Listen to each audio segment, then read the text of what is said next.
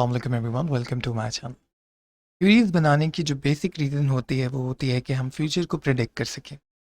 और अर्ली जो middle ages थी तब ये समझा जाता था कि जो शैतानी ताकतें हैं वो इंसान के ऊपर हावी रहती हैं और उसकी वजह से लोग क्राइम करते हैं।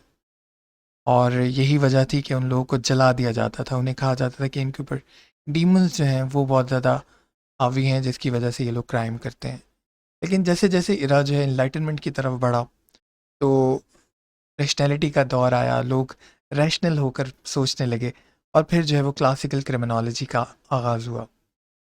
क्लासिकल क्रिमिनोलॉजी जिन दो बेसिक थ्योरीज़ के ऊपर डिपेंड करती है उसमें सबसे पहले है जेरेमी बेंथम की यूटिलिटेरियन थ्योरी, जो कहती है कि इंसान जो है वो यूटिलिटेरियन कैलकुलस करता है। यानी वो जब भी कोई क्राइम करने जाता है तो पहले नफ़ा नुकसान तोलता है।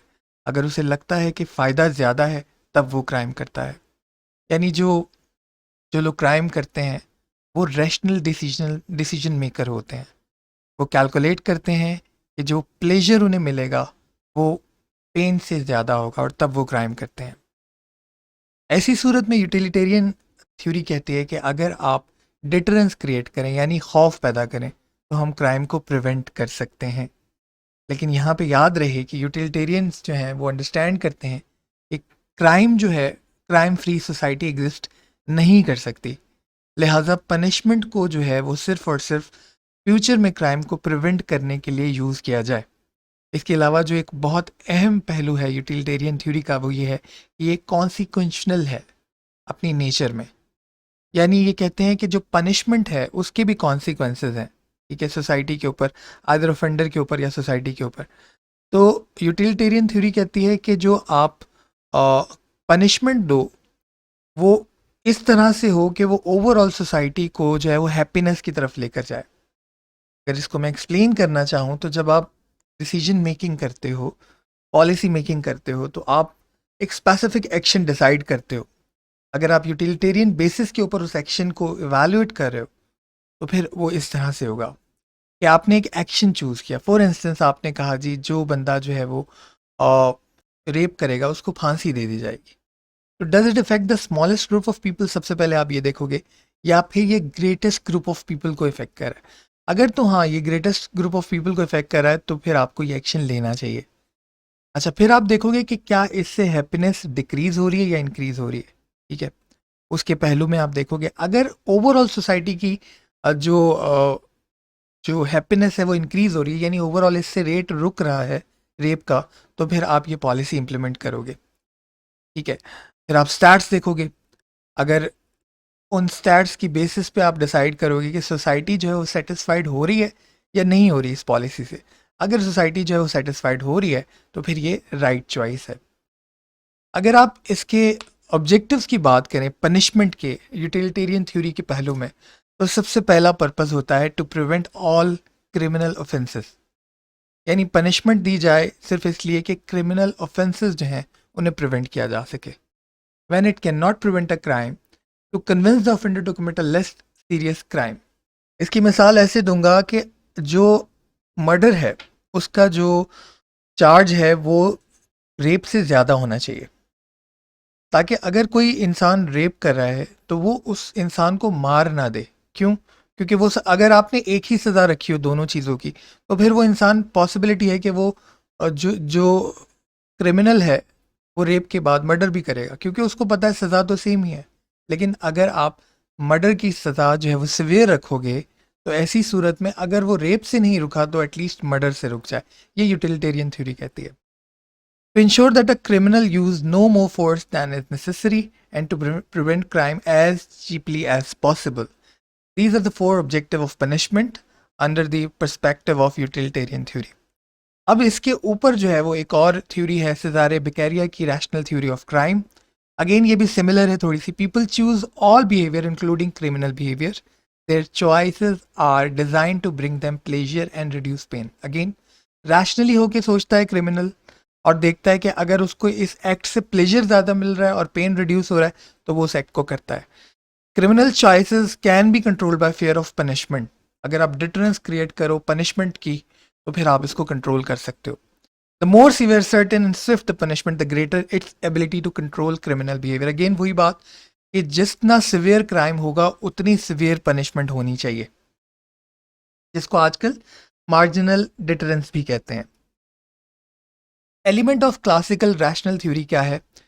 In every society people have free will to choose criminal और lawful solution to meet their needs. Criminal solution can be very attractive because for little effort they hold the promise of a huge payoff. अगर आप right path use कर रहे हो obviously तो आपको जो है वो ज़्यादा मेहनत करनी पड़ेगी। आप मेहनत से कमा रहे हो लेकिन आप जाते हो एक एटीएम जो है वो लूट लेते हो, इजीली आप जो है वो आराम से अपनी जो आपकी हैप्पीनेस है उसको अचीव कर लोगे, अपनी एस्पायरेशंस को फुलफिल कर लोगे। A person will choose not to commit crime only if he or she believe that the pain of expected punishment is greater than promise of rewards. This is the principle of deterrence. यानी अगर उसे पता होगा कि जो मुझे सज़ा मिलनी है वो सिवियर है तो ऐसी सूरत में वो बाज रहेगा। In order to be an effective crime deterrent, punishment must be severe, certain and swift enough to convince potential criminal that crime does not pay. तो आपने रैशनली उन लोगों को हराना है, आपने इतनी डिटरेंस क्रिएट कर देनी है कि वो क्राइम की तरफ ना जाएं। अच्छा, अब Beccaria's principle for criminal justice system, तो जो सेज़ारे बिकारिया है वो कहता है कि जी आपका जो जस्टिस सिस्टम है वो बेस्ड ऑन यूटिलिटेरियन प्रिंसिपल होना चाहिए, यानी ओवरऑल सोसाइटी में जो है वो हैप्पीनेस क्रिएट हो। पनिशमेंट जो है उसका मेन पर्पस होना चाहिए prevention rather than to punish anyone. ठीक है, तो prevention is most important perspective of punishment. Then torture must be abolish in secret accusation. अगर आप सीक्रेटली किसी को टॉर्चर कर रहे हो तो वो डिटरेंस क्रिएट नहीं करेगा, वो उसको आप अगर चार दीवारी में किसी इंसान को टॉर्चर करते हो तो वो बाहर कैसे डिटरेंस क्रिएट करेगा। ठीक है, imprisonment should be widely use with improved condition, यानी रिहेबिलिटेशन होनी चाहिए और अंदर उनको एजुकेशन प्रोवाइड की जाए कि ताकि उनको एक ज़िम्मेदार शहरी बना के वापस आप सोसाइटी में ला सकें। अच्छा जी, कॉन्टेम्प्रेरी रैशनल चॉइस थ्योरी को अगर हम बात करें आज की मौजूदा सूरत हाल है उसमें देखें तो law violation behaviour occur when, यानी आज लॉ की वायलेशन कब होती है। They stand a good chance of being caught and punished. Sorry, law violate कब नहीं होगा? पहली सूरत यह है कि उस बंदे को जो है वो क्राइम कर रहा है उसको कोई चांस ना हो कि वो बच पाएगा पनिशमेंट से, पहली बात। दूसरी बात, they fear the consequences of punishment, यानी जो उसे पनिश किया जाएगा उसके कॉन्सिक्वेंसेज से उसके अंदर डिटरेंस क्रिएट होनी चाहिए, खौफ पैदा होना चाहिए। इसी वजह से इस्लाम के अंदर जो है वो आपको बहुत सख्त सज़ाएं मिलती हैं, क्योंकि इस्लाम में डिटरेंस का कॉन्सेप्ट बहुत क्लियर है। They risk losing the respect of their peers, damaging their reputation and experiencing feeling of guilt or shame.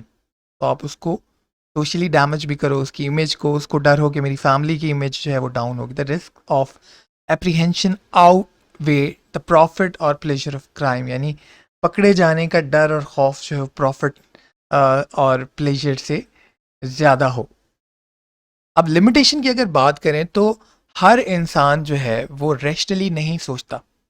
कुछ लोग सिचुएशनल क्राइम भी करते हैं, जैसे आप ट्रैफिक सिग्नल पे खड़े हो और आप अब देख रहे हो अपने साथ खड़े खड़े चार लोग जो है वो रेड सिग्नल पे अगर मूव कर जाते हैं तो ऐसी सिचुएशन में आपको समझ नहीं आता, आप भी मूव कर जाते हो, सम टाइम सिचुएशनल होता है। ठीक है, इसी तरह कुछ लोग बिना सोचे समझे भी क्राइम करते हैं।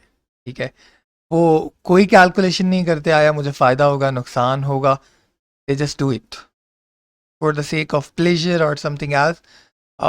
उसमें बहुत सारी रीजंस हैं, बहुत सारी थ्योरीज हैं जो आगे जाके मैं सोशियोलॉजिकल भी डिस्कस करूँगा और साइकोलॉजिकल भी डिस्कस करूँगा। ठीक है, लेकिन वो इसके बाद। अच्छा, अब हम आ जाते हैं कंक्लूजन की तरफ। इन अर्ली मिडल एजेस लोग बिलीव करते थे कि जो है वो जो डीमन पावर्स हैं वो इंसान के ऊपर हावी हो जाती हैं, लोग क्राइम करते हैं, उन लोगों को जला दिया जाता था। इसके अलावा कॉम्बैट के थ्रू भी जो है वो डिसीजंस किए जाते थे। लेकिन फिर वक्त बदला, इनलाइटनमेंट का दौर आया और एक्सपेरिमेंट का दौर आया और लोगों ने रैशनली चीज़ों को देखना शुरू किया। तो फिर रैशनल चॉइस थ्योरी आई जो 18th सेंचुरी के अंदर जो है वो लाई गई।